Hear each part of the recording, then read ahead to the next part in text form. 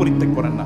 কিন্তু অন্যান্য জায়গায় এটা স্টিল এই ডিসক্রিমিনেশন সেখানে আছেই, সেটি এখনো প্রযোজ্য অন্যান্য সকল জায়গায়। যেই সকল ব্যক্তিরা রাসূলুল্লাহ সাল্লাল্লাহু আলাইহি ওয়াসাল্লাম এর সাথে শত্রুতা পোষণ করত, তাদের সাথেও তিনি কি আচরণ করতেন আমরা বলেছি। সমাজে যে সকল ব্যক্তিরা একেবারে সাধারণ, এটা আপনাদের জন্য বলছি, একেবারে সাধারণ মানুষ, তাদের সাথে তার কি আচরণ ছিল। আমি আরেকটা গল্প বলি। রাসূল সাল্লাল্লাহু তিনি দেখলেন এক ব্যক্তি জামা কাপড় বিক্রি করছে, তার কাছে 10 দিরহাম ছিল, 4 দিরহাম দিয়ে একটা জামা কিনলেন। ওই জামা নিয়ে যখন তিনি আসতেছিলেন, প্রতিমধ্যে এক বেদুইন বললেন, আপনার জামাটা তো খুবই সুন্দর, আমার দিয়ে দেন তো।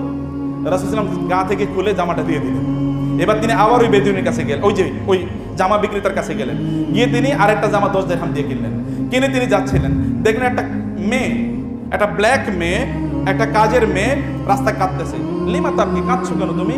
বলে আমি কাঁদছি, আমার বাসা থেকে আমার মনিবা আমাকে 2 দিরহাম দিয়েছিলেন আমি কিছু কেনার জন্য, আমি তো টাকা হারিয়ে ফেলছি, এখন বাসায় গেলে তো আমাকে মারবে, এই কারণে আমি কাঁদছি।